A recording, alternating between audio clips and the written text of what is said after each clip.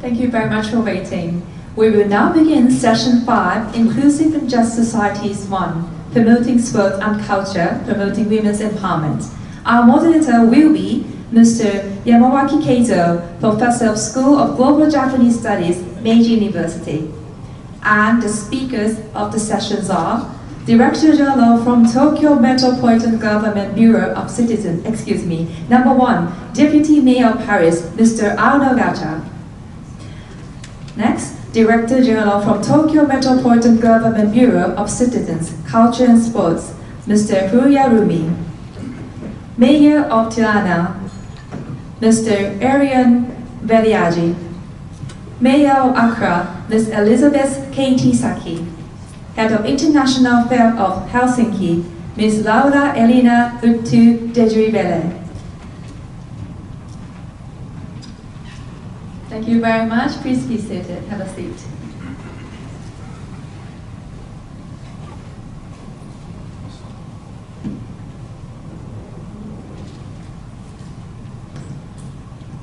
Good afternoon, and welcome to the session 5 on building inclusive and just societies.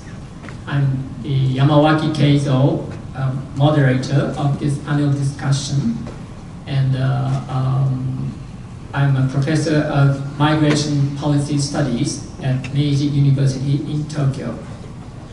I'm very happy to be here because I've been teaching and doing research on the issue of diversity, equity, and inclusion. And I'm also interested in cities because I think cities have a great role to play. In this session, we will focus on gender equality, and we also look at sports and culture, as everyone is aware that we're expecting the Olympic and Paralympic Games in Paris very soon this summer. And I would like to ask all those panelists to tell us what are the issues they face, and also what kind of measures have been taken to tackle these issues in each city. Now, I'd like all the panelists to make their presentation within 5 minutes because our time is limited. Actually, we're already a bit behind the schedule. And after all the presentations, I'd like to ask a question or two about your presentation. And we'd like to have this Q&A session for 3 minutes. Now, I would like Ms. Furuya, Tokyo Metropolitan Government, to start her presentation. Please. Good afternoon. I'm Furuya Rumi, Director General of Bureau of Citizens, Culture and Sports, the Tokyo Metropolitan Government. It is my pleasure to be here and talk about our initiative to realize Tokyo, an inclusive city. We are focusing our particular efforts on this promotion. For social inclusion, Tokyo 2020 Olympic and Paralympic Games was a great opportunity. With the basic and concept of diversity and inclusion, the Tokyo 2020 Games was the stage of inclusive society. Indeed, athletes competed with each other regardless of gender, age, race, and disabilities. Prior to the Games, Tokyo Metropolitan Government established an ordinance with a vision of respect for human rights and as outlined in the Olympic Charter. In November of 2022, we started Tokyo Partnership Oath System. Under this system, TMG helps to promote gender diversity and issues a certificate for the couple. Next, please. Improvement in barrier-free setting in the city was another significant accomplishment of the Tokyo 2020 Games. Urban development has been accelerated based on the universal design concept. In our metropolitan sports facilities, we installed seats for wheelchair users in various areas in the venue. Now, spectators can each watching sports from various different angles. Regarding the transportation, platform screen doors have been installed at more than 19% of the subway stations in Tokyo. This prevents people, including with a visual impairment, from falling onto the rail. Thus, diversity and inclusion, the legacy of Tokyo 2020 Games, has been steadily rooted in society and in the mindset of people. Next, please. In 2025, the World Athletics Championships and Deaflympics, an international multi-sports event by deaf athletes, will be held in Tokyo. Tokyo 2025 Deaflympics will create a broader base of understanding of deaf sports and contribute to the development of an inclusive society. People enjoy sports together and recognize and respect differences, regardless of different backgrounds, including disabilities. Next, please. In the Deaflympics, people with and without a hearing impairment will interact. Taking this opportunity, we are facilitating universal communication through promote sign language and the use of constantly involving digital technologies. With the vision of a step-free society in all aspects, we will further advance barrier-free in the mindset, information, and city. We will build further where people can live brilliantly and continue our efforts towards a truly inclusive society where no one is left behind. Next, please. Let me turn to the culture. On this front, too, we are leading various initiatives for diversity and inclusive society. As another important legacy of the Tokyo 2020 Games, we have launched an international conference to discuss an inclusive society through the power of arts and culture. Participants came from all over the world and all confirmed that it was vital to respect differences over generations, gender, or nationality. Next, please. Building upon the knowledge of insights acquired in these interactions, we plan to organize 3 arts projects in the lead of the World Athletics Championships and Deaflympics. The concept is inclusion and diversity. One program will feature a full-scale performing art in collaboration of people with and without a hearing impairment. If realized, this will be the first ever project in the world in this field. In order to further improve accessibility to art and culture, we will improve the equipment of metropolitan culture and art facilities. We will support people in enjoying art in the more accessible way. We will also support financially private organizations who make these efforts. For us, it is important to raise the momentum towards the 2 sporting events in 2025 by the power of culture. It is also very important to bridge this momentum to an ordinary landscape where everybody can enjoy arts and culture without having any physical and psychological barriers. We hope to create a truly inclusive city where everyone can live brilliantly, and it's our utmost pleasure if you could share with your good model and best practice. Thank you very much. Thank you, Korea-san. Thank you very much. I'd like to move on to the second speaker. Our next speaker is Mr. Arnaud Gacha from Paris, the Deputy Mayor, please. Ladies and gentlemen, hello, thank you for giving me the opportunity to speak to you as Paris prepares to welcome the world in a few weeks' time for the Olympic and Paralympic Games 2024. I would also like to praise our Olympic City partners and your host, Tokyo, who rose to the challenge in 2021 and organized such a global event under very special circumstances. Sport and culture has always been central to the essence of the Olympic and Paralympic Games since Pierre de Coubertin's introduction of the Pentathlon of the Muses, alongside the inaugural modern Olympics.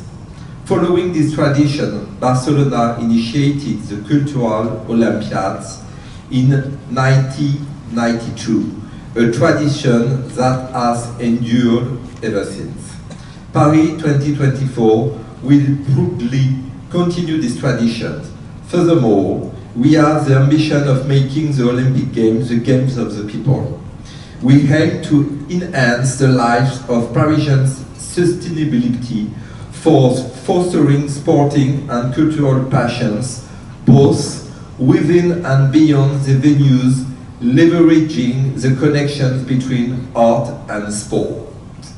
Indeed, Paris' dedication to the 2024 Olympic and Paralympic Games transcends mere competitions. It's a city-wide global celebration. As an illustration, we have planned the Borough Olympics, spanning from June 22nd to July 13th. This inclusive competition will unite residents from every arrondissement, welcoming participants of all backgrounds. They will be articulated around 7 disciplines for 2 weeks of competitions. We will have basketball, table tennis, breaking, 60 race, laser run, 50 freestyle swimming, a moment of joy to be shared at the local level. Additionally, we created dedicated meeting spaces serving as a crossroad of sport and culture. 26 festive areas, collectively known as Paris Fête les Jeux. Paris celebrates the Games. Each area will offer fan zones, sporting events, cultural programs, as well as the possibility of following the game on screen. Moreover, enriching cultural programs are also part of the agenda, featuring the Cultural Olympics across various venues, showcasing literature, dance, music, and more. The artistic program is about to start next week. In fact, next Thursday, 21st of May, we will have Paris Globe, the first cultural event where 12 artistic teams from all around the world compete. It will be then followed by City in Dance program at the beginning of June. On top, we colored our traditional Fête de la Musique, Music Day on the 21st of June, with a special program around the theme of the Games.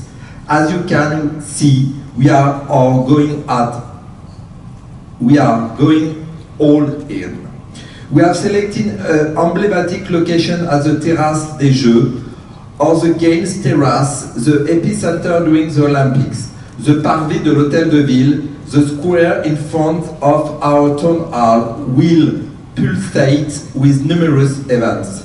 This is a place which will welcome the Olympic Flames, which has arrived in France last week on the 14th of July, our national day. It is from this location that the Marathon for All will start, but it's also here that the ball for 80th anniversary of the liberation of Paris will take place. Yet another occasion to link Olympics, culture and history.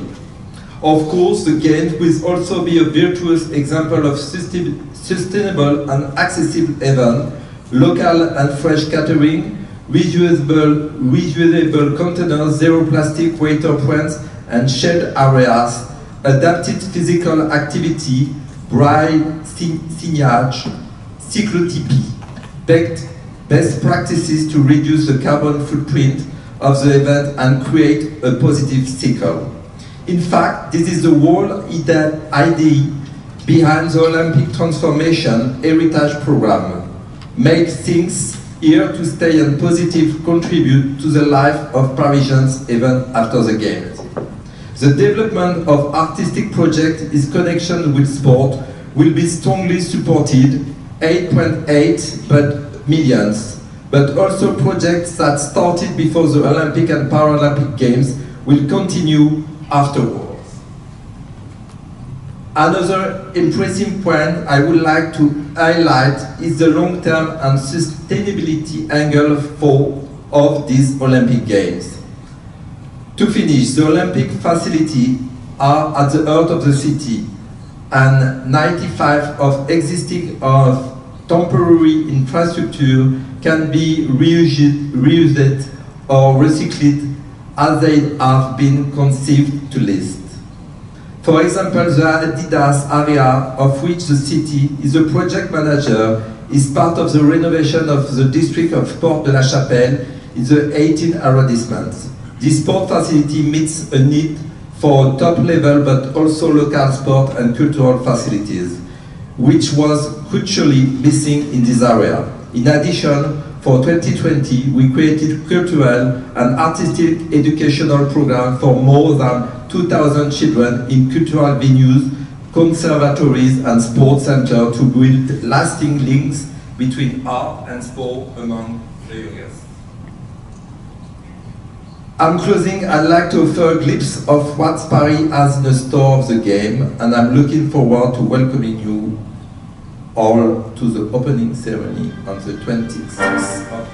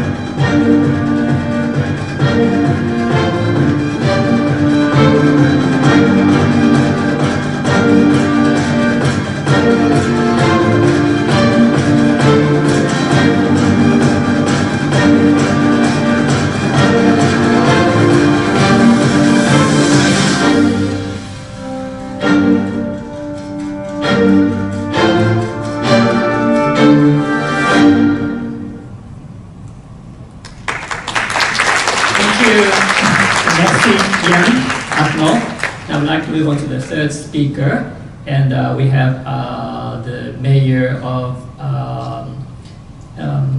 Tirana, the city of Tirana, and Arion, the floor is yours. Thank you very much. Thank you very much. I think it's difficult to beat Paris, who's preparing for the Olympics, but I think the fact that most of you showed up after lunch is worthy of an Olympic medal. So thanks for coming, and you will be recognized after the event. But jokes aside, just to keep it light, I think many of you were looking at Paris, looking at Tokyo, and you're probably saying, well, you know, this is really good, but my city is not so rich. My city doesn't have the resources. We can't do some of this stuff. Well, it could be partially true, but I think there's a lot of stuff we can do in inclusivity that doesn't cost any money. For example, one rule that we put for the city council, that all the party lists should be 50-50, men and women, but not the men on the top and the women in the bottom of the list. But one woman, one man, one woman, one man. So even a small party that can get only one seat will be a woman. Just by making this change, we got a city council that is by default majority women all the time. It has gotten our city to work better. So for example, if I, as the mayor, who have nominated 4 women deputies, you can say, okay, but this is a political decision from an emancipated leader. How is this sustainable? And I think there are rules out there that we can influence to make sure that women are empowered, that we have this decision-making presence of women and you know, the better half of our societies constantly in all of the city councils. We started it as a political party, and then it became a rule, and now every party has to abide by this rule. You know, you remember when you were young? How many of you do? Yeah, you do. You remember how annoyed you were when politicians were talking all the time about young people, and they were saying you are the future, almost as a way to say, we have no business with you now, we're a bit busy, but in the future we're all dead, we know that. So for a lot of young people, the same frustration you had when you were young is the same frustration they still have, but now with us. They're saying, well, don't talk to me about the future, talk to me about now. And it doesn't matter whether you're called a new baby boomer or Gen Z or millennium, the frustration of not being involved is the same. What stops political parties by using the same sense of quotas that we used for women emancipation and participation, also for young people? We made it a rule in the city council, all of the list, 30% should be under the age of 30. And that way we have not a decoration of young people, but we have literally young people in the council with a decision-making power, which then forces a mayor like me that with all the goodwill, you can't deliver on anything. But if 30% of your city council who votes for the budget are young people, then of course making bus transport free for students makes a lot of sense, because otherwise you can't get enough votes to pass the budget, the rest of it. And I think there's a few things out there that we can do with very, very little money. Second, we as politicians, for most of us, we are trained and advised and counseled to always think of the voters and the taxpayers, right? Is that correct? Anywhere in the world, you worry about voters and taxpayers. Well, that's not quite representatives, because everybody under 18 who doesn't vote and pay taxes also participates in our city's life. They also need to be included. And I'm talking here about children, who sometimes we forget, and we look at, building playgrounds as a very unserious business. I can't think of a more serious business for mayors than the serious work of play. Because just like we go to work, kids play, that's their job. In the sense that that's their main occupation in which they learn and spend time and bond and develop skills, not only motoric but also social.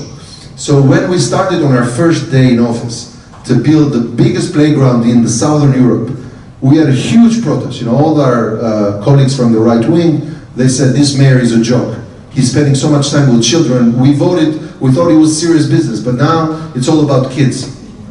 Well, sure, it may be about kids, and after many of these protests, we kept carrying on with a playground scheme to the time that we build a new playground every month. And kids have now a bonding experience, but not only kids, a kid doesn't go to play alone. Usually there's a grandmother or a grandfather. The grandmother is knitting, the grandfather is playing dominoes. So I heard the panel before about the great CCTV cameras. I don't think there's a better CCTV camera than a grandmother. You know, if there's a grandmother in the neighborhood, you cannot get away with a flat screen TV without her asking, you know, where'd you get that? And it brought so much safety and the lower of petty crime in the city, because the camera, you have to go back and it's reactive. The grandmothers are proactive. And I think the sense of bonding and using community space also to contribute massively to public security as an investment for children who are committed to the unserious business of play, quote unquote, has made a remarkable change for the city. When we decided to make all of downtown car-free in Tirana, which it was a sacrilege, you know, because We used to live under communism. No one had cars, so getting a car was like a trophy. You had to show your neighbors that you were not a poor communist. We'd go to Italy and get a Fiat or get a Renault from France, and you brought a beat-up car, mostly to show your neighbors, that you are not a poor communist anymore. The coffee house is still 300 meters away, and the bakery is still 100 meters away. But now you go with a car because you want to show that you're not you're leaving a free society now. So this obsession got us to think that we need to do some radical change. Now, even the people who voted for me, you know how it goes. When you run for office and you say, who wants change? Everybody says, I want change. But then when you get elected, you say, okay, now, who wants to change? And everybody's looking down because they hope that the change will happen to some other people, but not to them. But children are completely different. So when we were doing this thing, and even my voters were against turning downtown car-free, we organized some car-free days just to give it a taste of what it would look like. So then these children who were having so much fun in the car, I'm going to be done in a minute. So these children who were having so much fun in the car-free days, when the parents were giving me the middle finger, metaphorically and physically, they would join the conversation. They'd say, but you know what? We had so much fun in this car-free day. Why not have it permanently? And you know what happened? Parents everywhere, in all your countries, they're suspicious of politicians. But no parent is suspicious of their own child.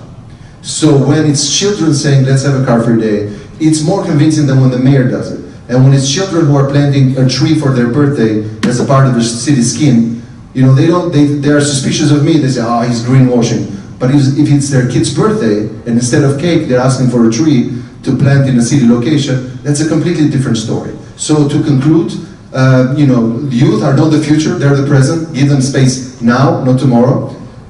For women emancipation and a lot of these exciting things, you don't need big budgets. It's a decision, a political decision you make, and then the budgets come. And Tirana has said many titles like cultural, sports capital. Next year we will be the Mediterranean capital of culture. So all of this stuff will arrive if you make the right decision. And the third remark, never underestimate the power of non-voting, non-tax paying, but important advocates called children.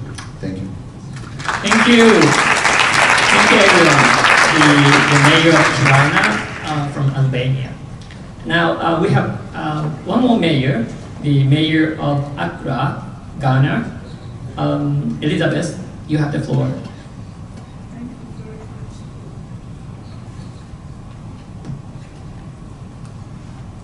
Ladies and gentlemen, esteemed guests, fellow city leaders, all protocol observers, I bring you greetings from Accra.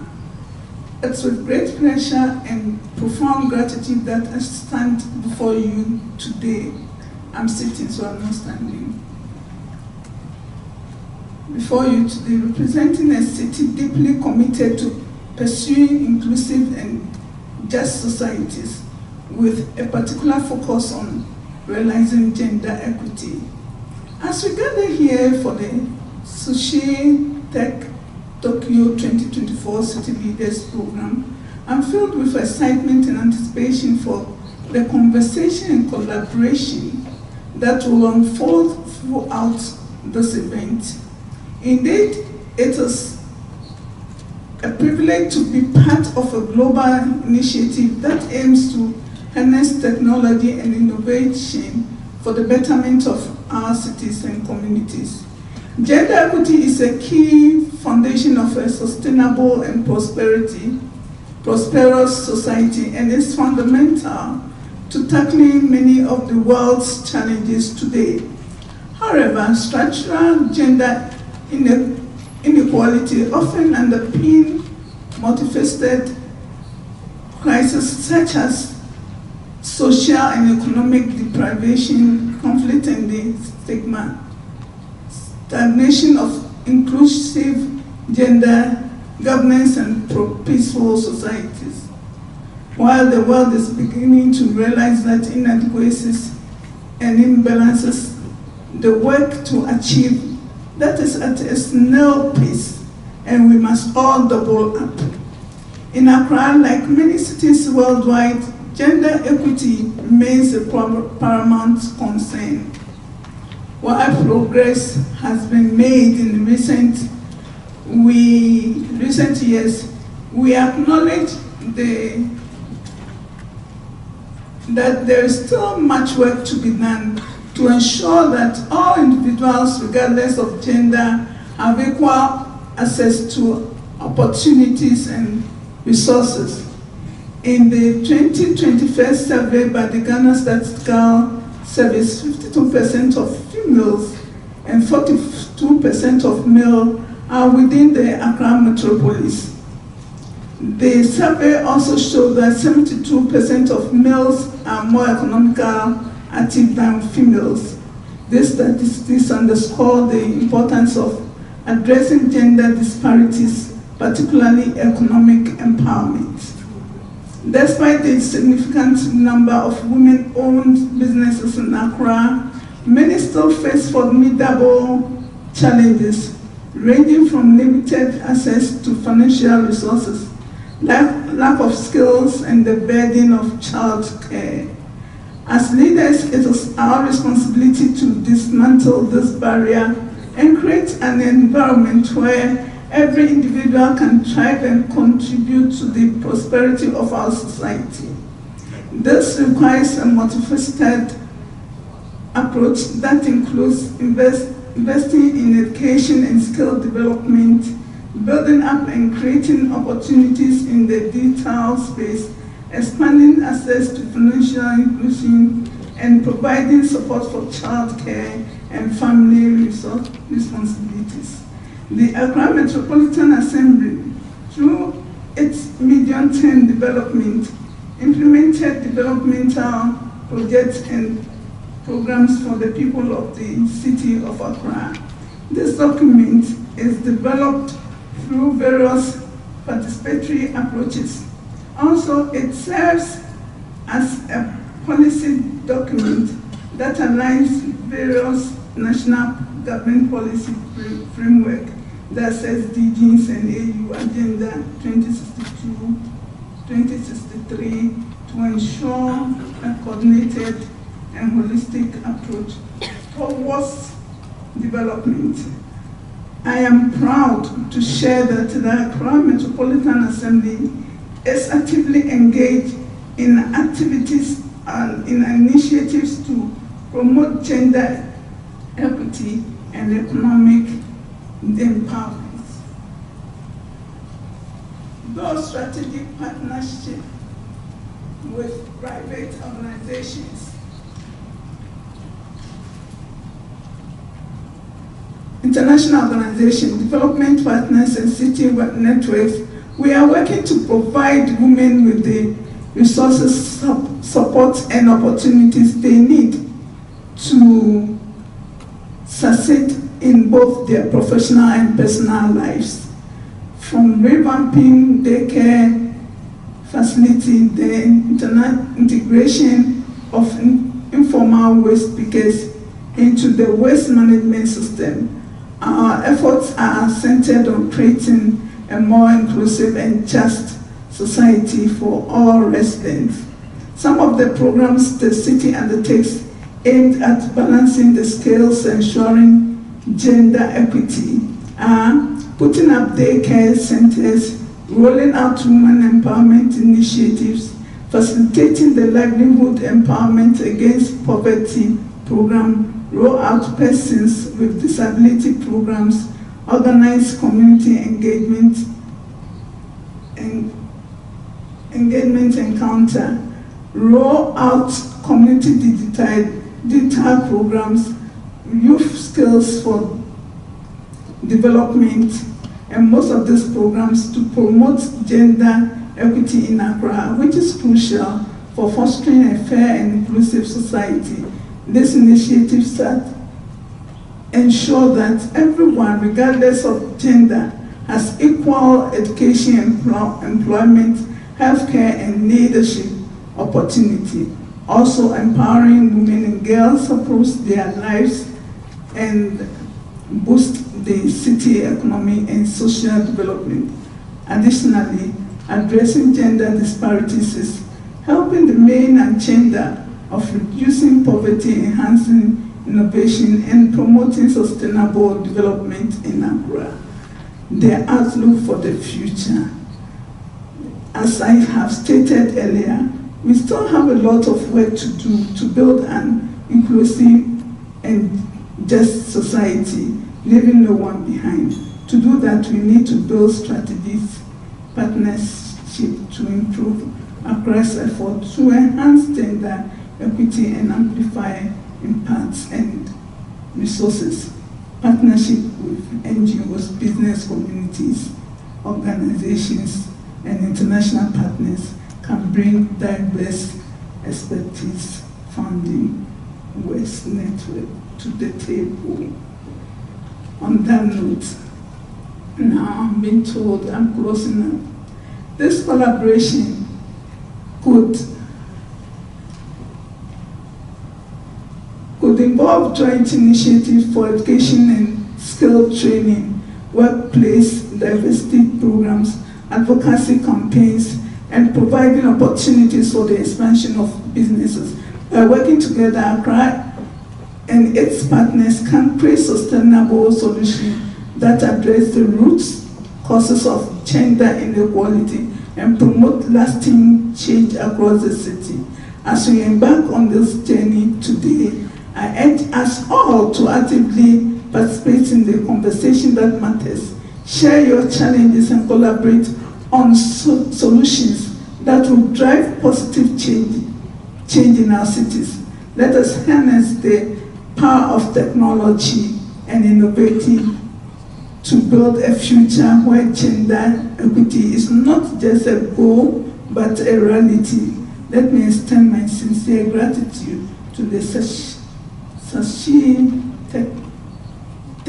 Toyota 2024 City Leaders Program organizers for providing us with the invaluable opportunity to come together and learn from one another.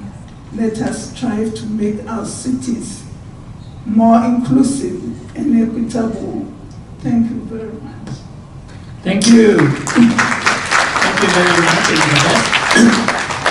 Now, our fifth and the last speaker, we have a speaker from Helsinki, Finland. And Laura, you have the floor. Thank you. Your Excellencies, ladies and gentlemen, it's an honor to represent City of Helsinki here on the behalf of Mayor of Helsinki, Juhana Vartiainen. He sends his best regards to all of you. He was supposed to be here today but had to cancel very last minute due to a crisis situation in our city, but hopefully tomorrow he will join us remotely. And I also want to express my gratitude for the Tokyo Metropolitan Government and Governor Koike for organizing this very important event. My topic will be also about the gender equality. Finland is known to be one of the most, for being the society with the good gender equality. We were the first country in the world to give the women full political rights back in 1906. And Finland was also one of the first countries in the world to offer girls and boys the equal opportunities for education. And this, of course, contribute greatly to our welfare society and help to maintain it in a new and more diverse way. During the war times, when the men were fighting in the war, Finnish women kept their strollers rolling and they were working in the farms, in hospitals, even in the factories. And when the wars were over, many women didn't return to home. Instead, they stayed in the working life.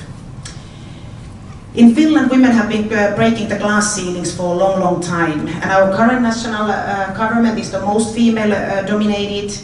I think we have 12 out of 19 ministerial portfolios which belong to female ministers. And we have more women than men in our city council. Currently, our mayor sometimes say that if there are quotas for the number of women in the different bodies, it's to protect the men, in fact, nowadays. And the fact that we have come this far has, of course, required a lot of work from the different levels of the society. But it's good to also realize that even though the topic is very important for us to maintain the gender equality, it's also a must. We are a very small nation. So we really need to have everybody on board in the active working life in order to have a well-functioning society. I mentioned some examples from the past that has contributed to our situation when it comes to the gender equality. And one recent measure to maintain and strengthen the gender equality is the recent family leave reform that came into force in August 2022. And the goal is to divide family leave and care responsibilities equally between both parents, to strengthen the non-discrimination, and to reduce pay differences between the genders. And this was a very important measure taken on a national level 2 years ago. Then what about the city government and our role to contribute to the gender equality? Of course, the respect for diversity and promotion of inclusion are the permanent values of the city of Helsinki. But more importantly, we believe it's our core city services that makes it possible for both parents to work and to have the same equal opportunity to build fulfilling career. Firstly, the education. It is important to maintain quality and affordable education and daycare services. And in Finland, it's good to know that the daycare services and all school levels are organized and maintained by the city government. In Finland, all children have the equal subjective right for an early childhood education, and this means that as a city we need to organize our childcare and childhood education in a way that there is enough quality kindergarten and daycare places for all children who lives in Helsinki, so that both parents can be in the active working life and knowing their children are being taken care of.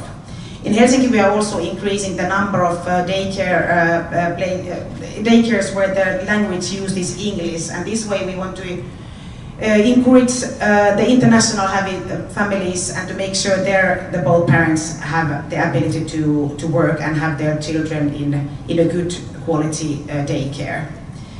And the same goes with other levels of education, and we also provide after-school services for smaller school children. So high quality and affordable education and childcare services definitely contributes to the gender equality. And the childhood education and daycare fees are determined by the income level of the parents, but in maximum it's 300 euros per month, and that includes the warm meals. What also plays a role, in our opinion, is that in all school levels, the schools are free, and in all schools we provide warm, free school meal for the children, and this also is a family-friendly policy and contributes also to the gender equality. Another important thing is our child health services. While the key task is, of course, to contribute to the well-being of the children, it is also important that they are designed in a way that both parents feel comfortable to use the services together with their child.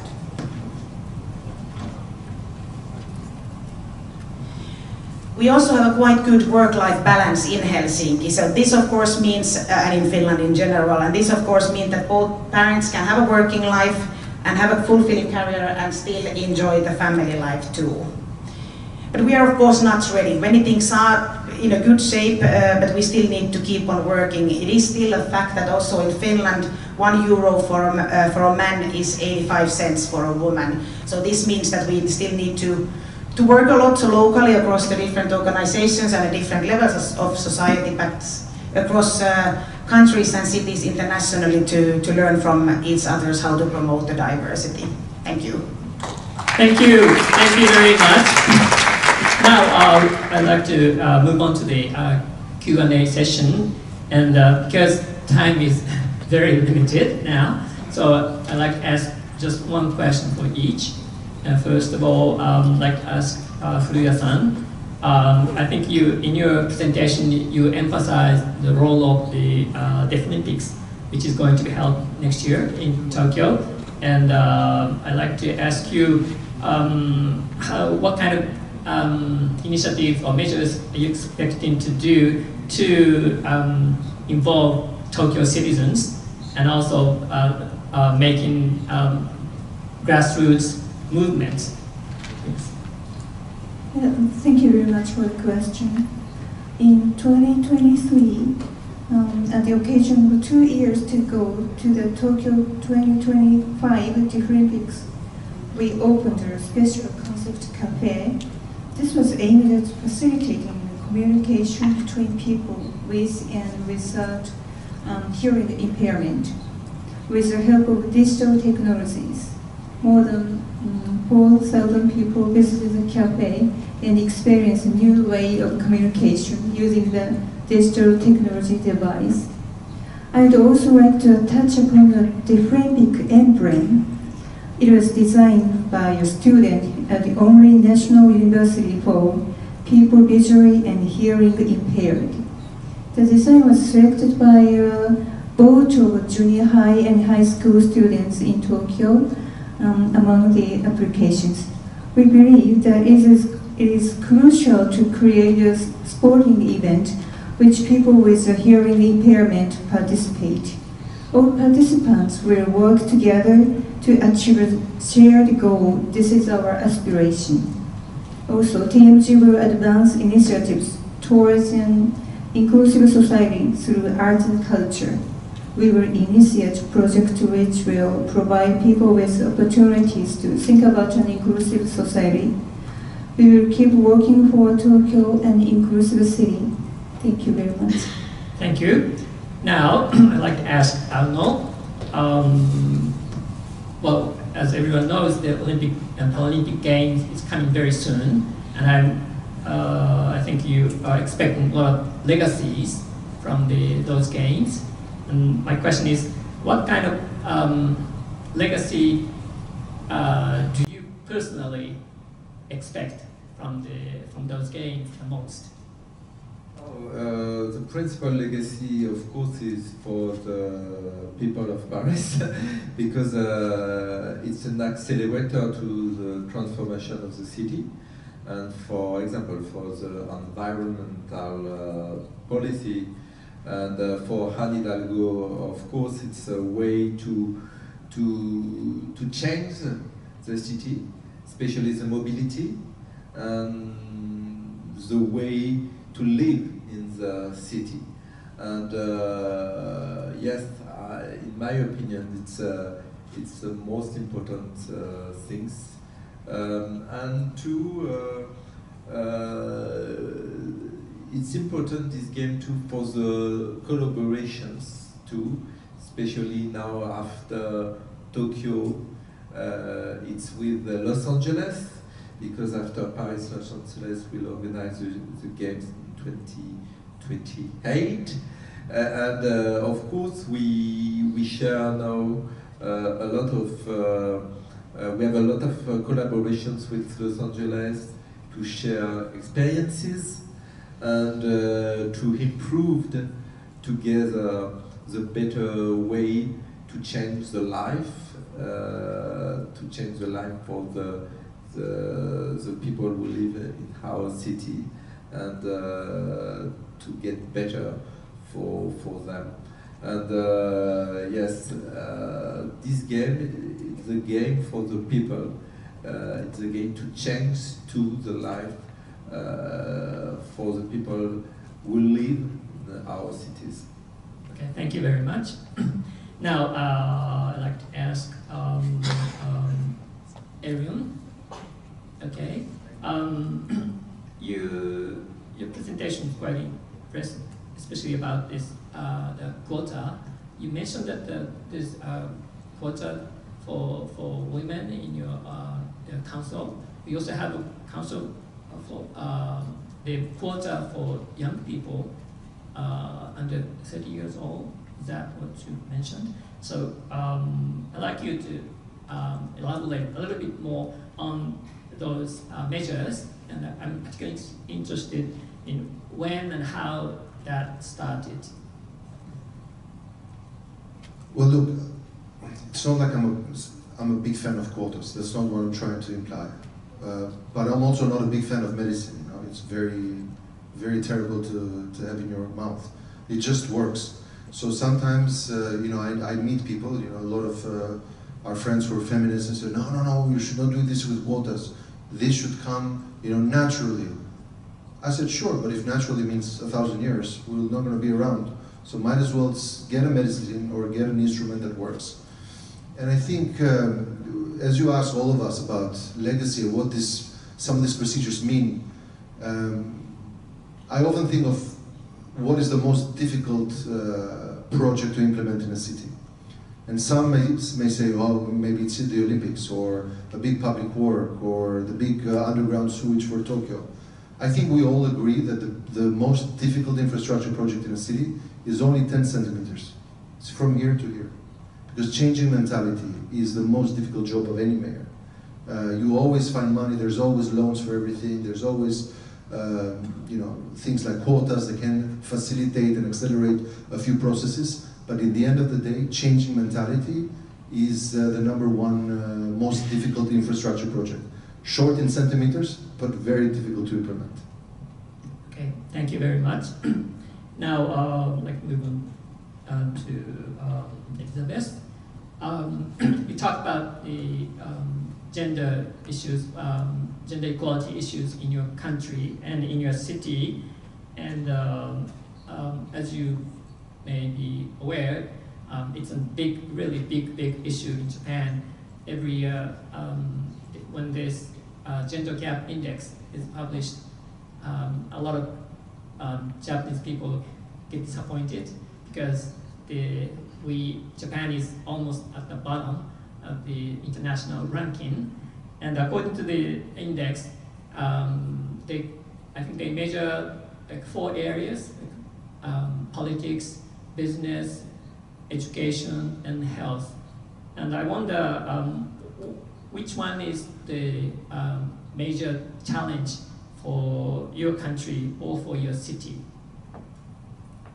Thank you so much. I think for my country, the major challenge is health issues. And we've tried as much to enlighten or educate people on ways to handle themselves and how to get things done right. Actually, in my speech, I did say that we have put in so many measures and strategies where we're trying to build the women and then the youth as well, wanting them to know that everybody is important and everybody should get involved. So we also initiated some program that we think that everyone should be part of it, in order that if it be health or if it be financial strains, they can make money out of it. So what we've done is we now have vocational skills training centers. We have sewing and textiles. We have street sweepers. We have plumbing, carpentry, fishmongers. Because at our end, we have a lot of fishermen who go fishing. That's the local type, not like the one we saw yesterday at Tokyo. But we are trying to improve and get to that level. So thank you so much.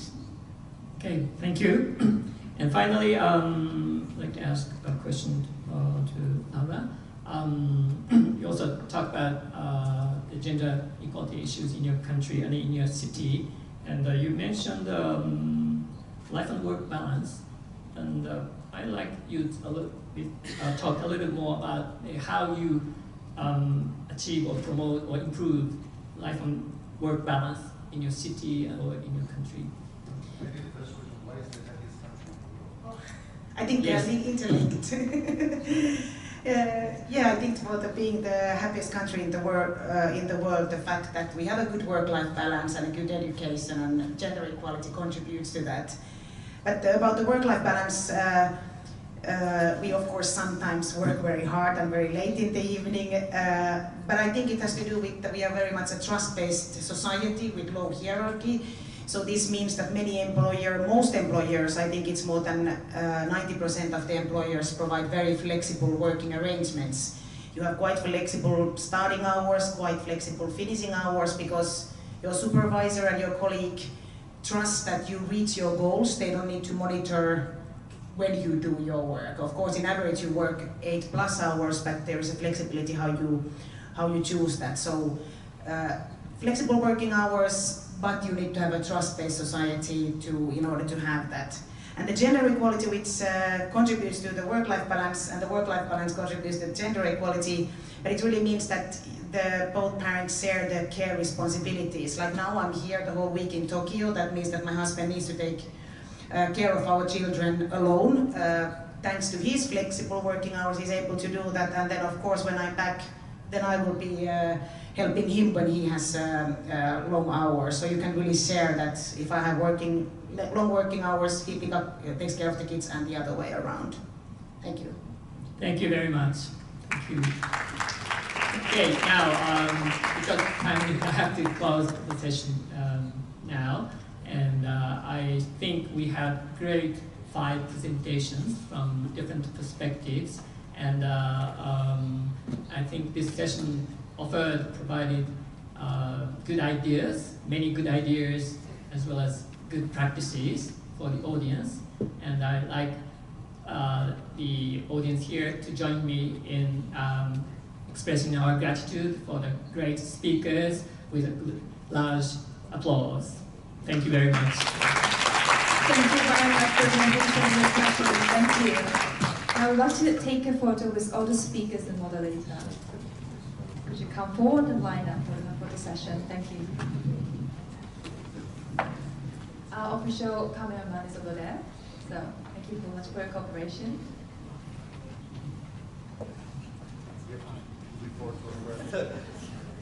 He's from Army.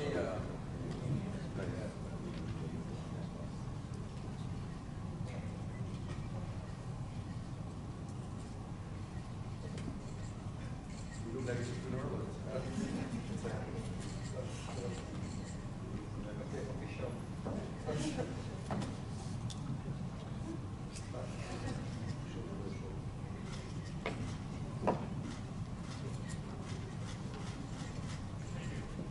Thank you very much. That concludes our photo session. Thank you very much for your cooperation and wonderful presentation discussion. Please give them a big round of applause for this session.